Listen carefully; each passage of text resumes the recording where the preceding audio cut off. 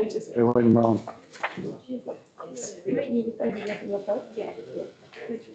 Okay, we'll get underway. The recording has started. I'd like to welcome everybody here present and online to Council's September meeting. Thank you for your attendance and your interest. I will, before the meeting agenda starts, I'll remind those listening and present that all persons in attendance advise that it is Council's policy to record Council meetings in accordance with Council's digital recording and streaming policy. The digital recording of this meeting will be made available to the public on Council's website within 2 days of the meeting and will remain available on the website for a minimum period of 12 months. The meeting will also be, I should say, the meeting is also being live streamed via Microsoft Teams, and the recorded live streaming will be made available to the public after the meeting on Council's website. Again, it's appropriate that I remind all those present and listening in that Council is committed to the Lift the Tone campaign and will challenge the normalisation of abuse against elected members, council officers, and will uphold exemplary standards of public and political debate in all that it does. All persons attending the meeting are to be respectful of and considerate towards elected members, council officers and other persons attending the meeting. Language and conduct at the meeting that could be perceived as offensive, defamatory or threatening to elected members, council officers or any person attending the meeting or listening to the recording will not be accepted. Having said that, councillors, we'll move into the agenda. Quite a bit to get through in both the open and closed sessions. We have a full complement of councillors, so we don't need to deal with the leave of absence nor the apologies. So the first item on the agenda is item 3, whereby as chairman of the meeting, I'm required to ensure that any person who has a conflict of interest or a pecuniary interest in any matter we're about to consider on the agenda has advised the General Manager in the appropriate form, and I'm assuming each of you have done that prior to the meeting. Item 4.1 is the confirmation of minutes from the ordinary meeting held on the 25th of August 2025. The recommendation is that the minutes be taken as read and confirmed. Do we have a mover to reflect that recommendation? Councillor Fiddler, thank you. Councillor Wicks, thank you. Councillor Fiddler. Just that they're in the true and correct record. Councillor Wicks, Yep. happy. Great. Any queries or questions in relation to the accuracy of those minutes, councillors? If not, I'll put the motion. All those in favour? And those against? Item 9, if I'm not mistaken, would be next, which is public participation, questions on notice from the public, whereby questions from James Redgrave in relation to council-owned land in Burgess Way, Shearwater, and the council's cash position have been asked and answered. Likewise, questions from Michael Bordock in relation to the Hawley Esplanade footpath and the mayoral expenses claimed have also been asked and answered. The information is provided for your consideration. The recommendation is the council, in relation to the questions on notice received from James H. Redgrave and Michael Bordock, endorse the responses proposed and authorise their release. Is there a mover to that effect? Councillor Martin, thank you, and Councillor Wicks. To be no debate, I'll put the motion. Those in favour? Aye. Those against? The motion is carried. Thank you. Next, we have public participation, questions without notice from the public, whereby Council sets aside a period of time in which those present can seek to ask Council questions in relation to any Council-related activity. And I understand, Mr Redgrave, you had 2 questions for Council. Please step forward, name, address and the matter in which you wish to pose your questions. Thank you, Mr Mayor. James Redgrave, Shearwater. It's a dumb thing not to give you a full address. Isn't it? Okay, question 1. The 75 lots plus internal units off Burgess Drive, Shearwater, is currently having access built off Burgess Drive now. It's noted that the developer will contribute to the construction of a roundabout at Burgess Drive and Alexander Street, Shearwater, in the January 2025 Council agenda. Now that the One Care development will add another 34 vehicle movements at this intersection in the morning at peak, plus an expected 70 plus vehicle movements at the same morning peak from this subdivision, what is Council's plan, costings, timing on the construction of the roundabout at the intersection of Burgess Drive and Alexander Street, Shearwater? Why wasn't One Care made to contribute? The response I've been provided by staff is as follows. The traffic impact assessment for the subdivision indicated that a roundabout for the junction, Alexander Street and Burgess Drive would not be warranted. However, council officers were of the view that it would be beneficial in the foreseeable future. Accordingly, council has not yet designed or scheduled the construction of a roundabout, and future timing will be considerate of the traffic generated by the subdivision using either Burgess Drive or the new link to Club Drive in a northerly direction. Traffic counters will be placed on Burgess Drive near Alexander Street to determine current traffic volumes as a baseline. The primary access for the One Care site remains Club Drive, and most movements associated with the residential expansion are expected to use Club Drive in preference to the Burgess Drive industrial area. The proposed car park in Burgess Drive is likely to generate either 2 or 4 movements per day for each space, whereas the residential subdivision currently under construction will generate multiple movements per title throughout the day. Given the traffic impact assessment for the subdivision indicated that a roundabout would not be necessary, the significantly less traffic generated from One Care, together with their existing access onto Club Drive, was believed to not justify seeking a contribution from One Care. Your second question. Thank you. Given the operating cost per rateable property has jumped from approximately $195 per property in July 25 to $540 approximately in August 2025 in 1 month, as per the graph the Latrobe Council on page 74 of this agenda, last month's financial report had operating cost per property approximately $183 to $195 for the month of July. How is the latest monthly increase of approximately $345 sustainable, and what are the fundamentals driving this sudden massive increase in costs? Again, I'd like to thank the staff for the provision of the response to the question. In this case, the response is that the graph referred to on page 74 of the agenda is showing the cumulative operating cost per rateable property for the year to date. As noted in the legend to the graph and the accompanying comments, if monthly expenditure were the same in August as it was in July, then the cumulative expenditure would double due to seasonal factors and other factors that affect the timing of expenditure.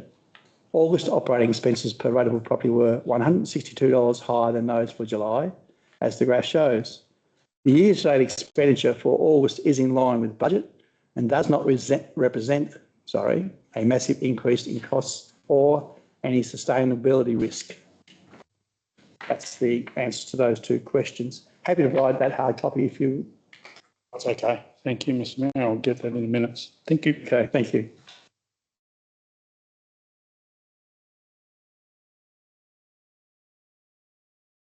Next item on our agenda, I believe, councillors, is 12.1, which is the Building Department report for August 2025.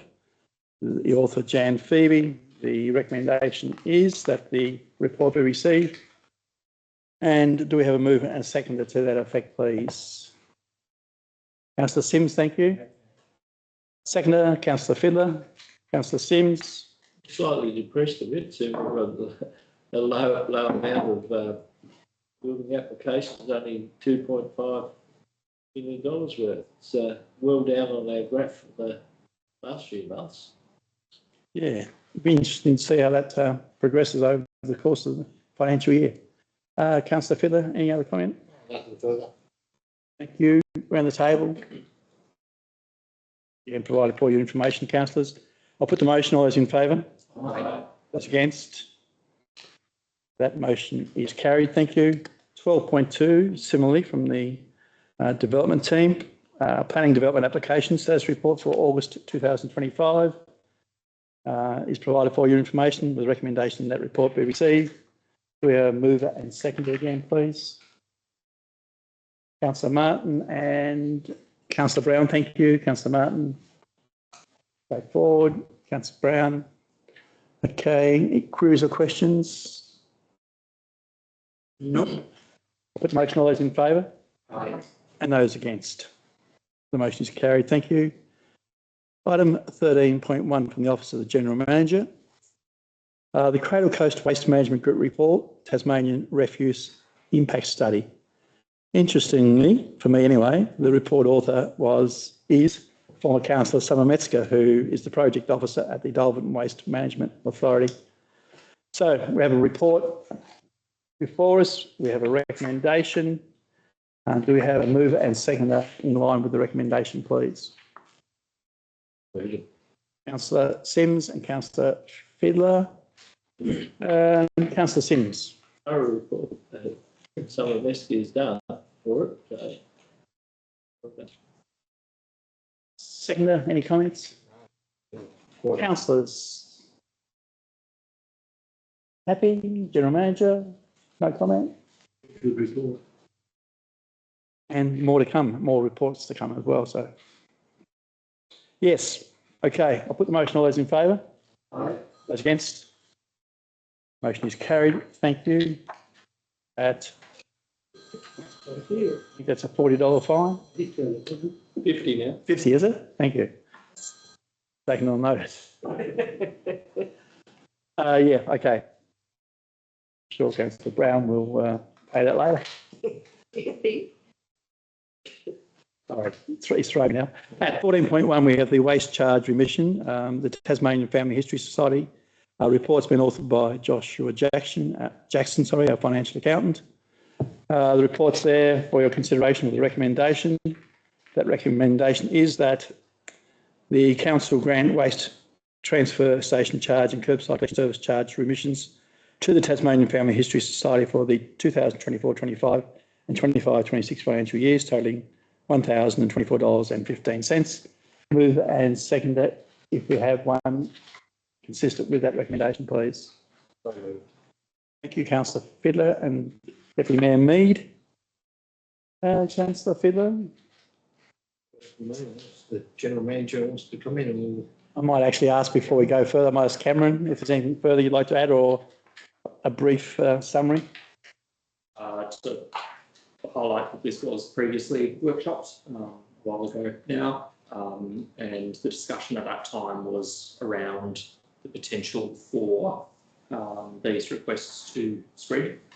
But the important caveat, which is highlighted in this paper, is that we consider this relatively low risk, particularly that the Tasmanian Family History Society evidence that they're actually not using these services. Thank you, Cameron. Seconder? No, thank you. That's not clarified.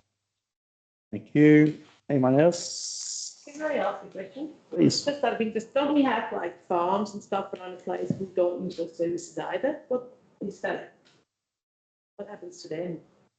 I think that's more, and with all due respect, that's a question that needs to be dealt with when we review the rating policy. Again, that's very clearly going to be a priority when we do that review. I've articulated that a number of times for councillors' benefit, that when I've spoken publicly about our our review of the rating policy, there'll be a particular focus around primary production properties. And that's been, many people have raised their concerns, not only with Councillor Border, but with others as well. So again, a particular focus for us at that time. I think the other part, just to add on to that, is that this is a volunteer-run charity organisation. I don't have a problem with that. No, I I'll understand. just clarify it, yeah. Yeah, absolutely. Yes. But I think it sort of separates it from more generally from other non-users of the paying service. Thank you for the clarity, General Manager. But yes, we'll deal with tonight's agenda item, but also concerns raised by Councillor Border have been shared. So again, we'll deal with that during the review of that policy. Any other queries or questions? Nope. If not, I'll put the motion. All those in favour? Aye. Those against? Motion is carried. Thank you. At 14.2, we have the finance report authored by Andrew Cock, our team leader of finance. The report's been provided to councillors as part of the information package for tonight's meeting. Recommendation is that that report be received. Mover and seconder, if we could, please. Mover is Councillor Martin, thank you, and seconder is Councillor Fiddler. Councillor Martin. Anything to add? Went through in quite a lot of detail through the audit report, and I know this is an additional to that, but we're pretty comfortable with what we've been. Thank you for that. Councillor Fiddler. It's all there in the report. Queries or questions around the table? No? If not, I'll put the recommendation. Sorry, I'll put the motion. All those in favour? Aye. Those against? The motion is carried. 15.1, we have a deep breath. Deep breath. We have from the Department of Infrastructure and Assets, we have 15.1. We'll wait for Deputy Mayor Mead to leave the meeting. But 15.1 is the naming or potential naming of the bridge at Smith and Others Road at Sassafras. We have a report authored by the Manager of Infrastructure and Assets, Mr. Jonathan Magor. This has been extensively workshopped. Again, one of those items that we've spent quite some time on. And at the end of the day, we have not only proposal and summary, but recommendations, all of which you've had some time to consider.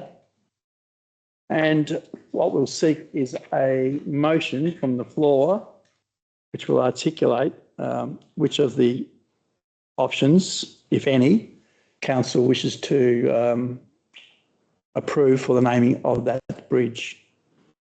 So, do we have a motion? Option 2, which is currently unnamed, and propose the road, the bridge be named the Smith Lamprey Bridge, honouring those people that have owned land in the region, being Art Smith historically and Malcolm Diggy Lamprey. Okay, so we have a motion from Councillor Wicks. We have a second. Sorry. I don't believe we do. No, I don't believe we do.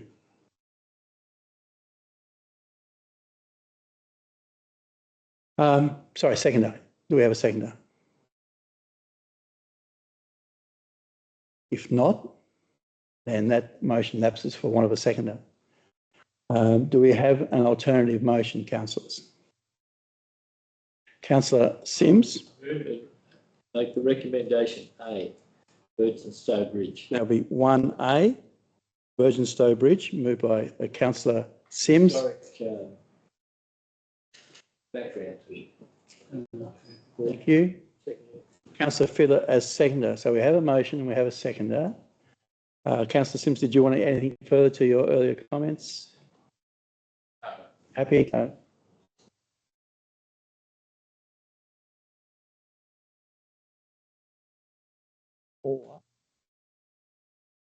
Sorry, let's take a break. Get some clarity from the General Manager around the protocols for the motion. Yes.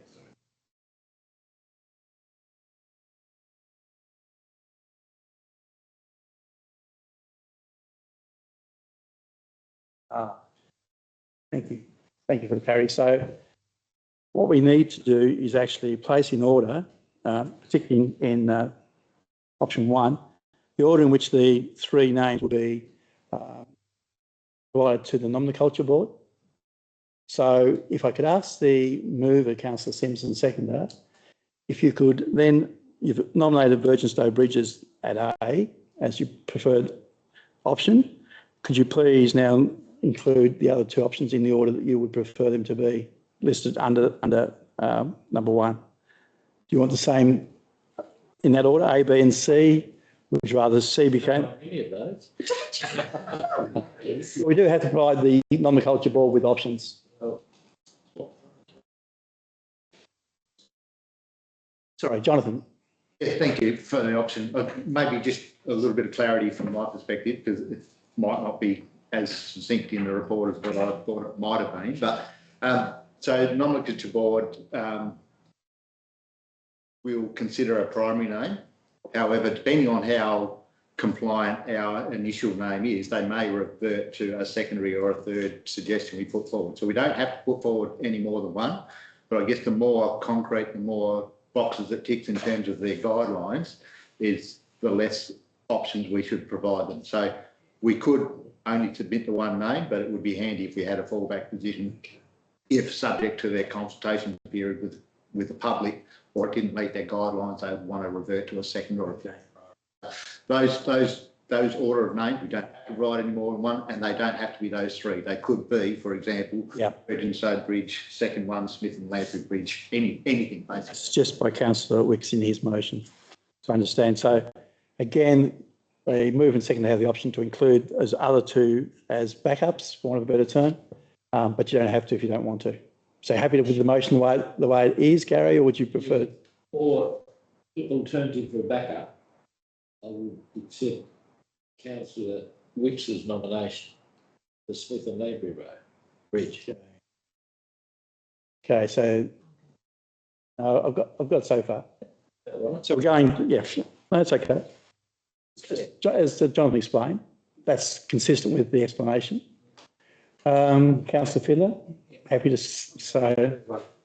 Okay, so we have a motion now that we provide the names to the nomenclature board in order of first choice is Virginstowe Bridge. Second choice would be Smith Lamprey Bridge, was it, Councillor Wicks? Yep. And the other two names that we put up. We have a mover and a seconder to that effect. Does anyone want to speak to the motion apart from mover and seconder?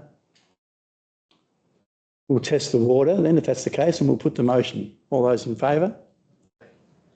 I need a show of hands, please, councillors. 1, 2, 3.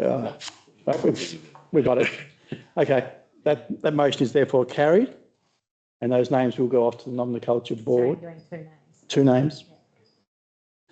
It's basically consistent with the second option, using the first A from the option 1, and then the second name is moved by Councillor Wicks.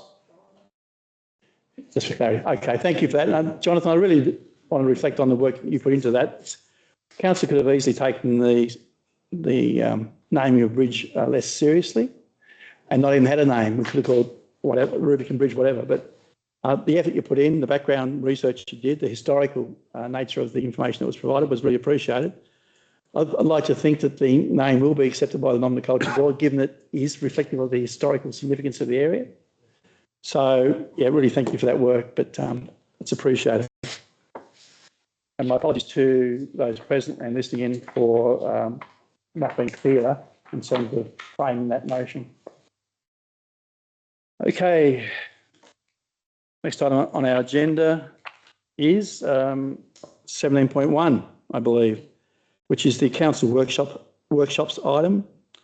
And we have the list of workshop items discussed. Recommendation is that that be received. A mover and a second, if we could, please. Councillor Fiddler has moved and Councillor Gorniak has seconded. Councillor Fiddler. I just think we've workshopped quite a fair bit. We have. Any other comment, Councillor Gorniak? No. Anybody else? Put the motion. All those in favour? Those against? Motion is carried. Thank you. At 17.2, we have the usual delegates report from the Mayor and Deputy Mayor with a recommendation that be received and noted. Mover and seconder, if we could, please, councillors. Mover is Councillor Brown, seconded by Councillor Martin. Councillor Brown. No, another good job provided to us. Straightforward. Very much. Thank you. Any comment? No. Councillor Sims. Yeah, you had a meeting with the infrastructure and assets team regarding Hawley Pathway. How's that progressing? Good question. I've had that many meetings with infrastructure and assets in relation to that item. Couldn't help myself, so I went out there yesterday after I came home from my holiday, and it's progressing really well. You'll see that the work's being undertaken in front of the surf club. The initial stages of the ramp have been structured from concrete.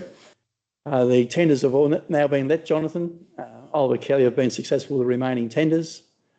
The expectation, I hesitate to provide that information, but the expectation is that the pathway will be finished completely by November of this year, ready for use during the summer season. That will be a wonderful achievement if we can get to that point before the summer holiday period. It'd be great to have that asset available during that period particularly. Thus far, there's been a lot of feedback to not only council but to the contractors, all positive. Very pleased to see the limited impact it's had on the vegetation on the foreshore, and it is extremely limited. Quite a piece of work's been done to incorporate the boat ramp into the structure, Councillor Sims. Again, credit to the assets and engineering team. We have one slight delay involving a heritage listed artefact that's listed on the list maps out there, which the team are working through to their credit. Won't hold up the project in that the contractors have stopped working in that section, but have been able to go on with the other sections they've been awarded by way of tender. So they bypass that section. I'll come back to that if and when we get approval from Parks to progress past that section. But yeah, it's really, really pleasing thus far. A very positive experience. A lot of work to be done though. I'll say to all of you on those listening, it's not just the pathway that we have to put in place, it's the vegetation that we need to recognise needs to be better managed. We need to ideally add to the natural values of the area by what we do in terms of plantings. I know Jono's team again, James in particular, is working on a plan for plantings for those species that are endemic to the area and whatnot. So again, we work through every stage of the process. So really good project, very thorough so far, and grateful to the team for what they've done. But thank you for the question and the long-winded answer. But thank you. Any other queries or questions in relation to that? Sorry? No, nothing. Okay. Thank you for that. I'll put the motion. All those in favour? Those against? Motion is carried. Thank you. At 17.3, we have the council decision status report. Recommendation that that be received. Mover and seconder, if we could, please. We had Councillor Cameron. Councillor Wicks and Deputy Mayor Mead as the mover and seconder.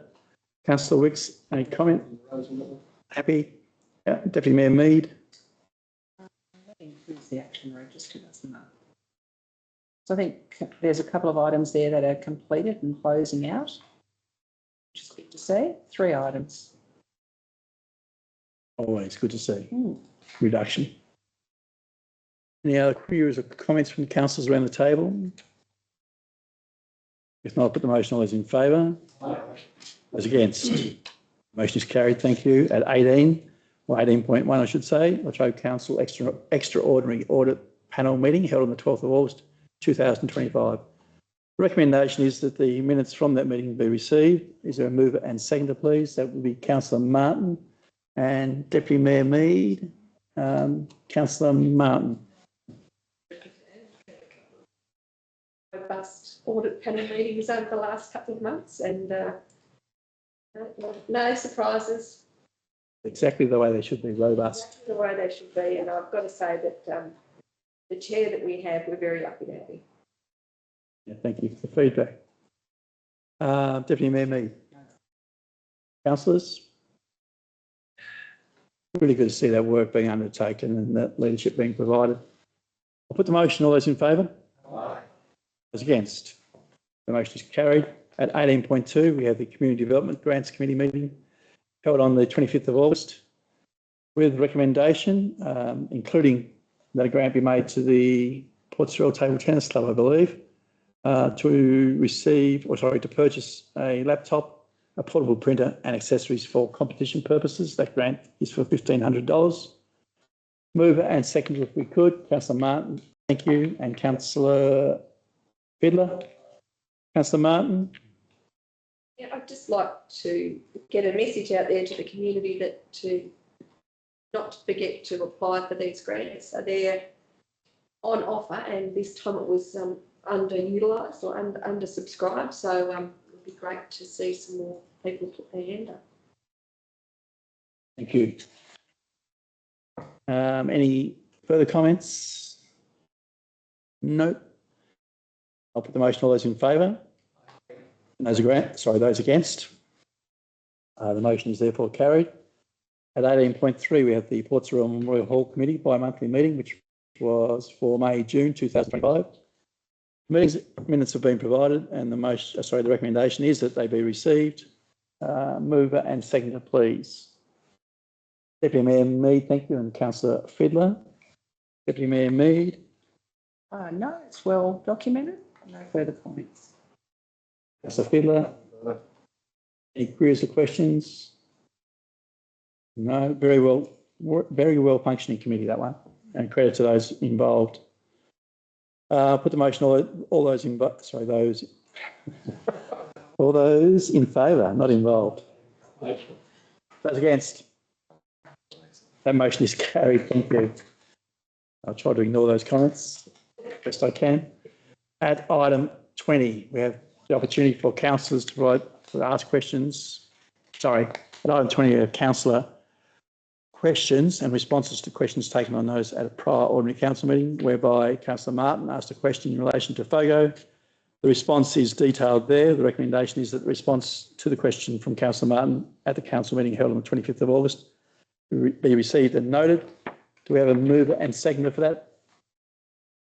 Councillor Fiddler and Councillor Simms. Any discussion required? I think not. Put the motion. All those in favour? And those against? Motion is carried. Thank you.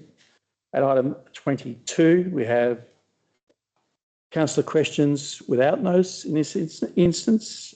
Are there any questions without notice? Nope.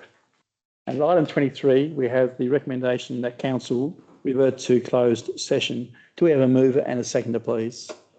Councillor Fiddler, Councillor Wicks. All those in favour? Those against? Motion is carried. We'll take 2 minutes while we change over on the IT. Thank everybody for their attendance and those online as well. And we'll wait for Sarah just to close off the meeting before a 2-minute recess.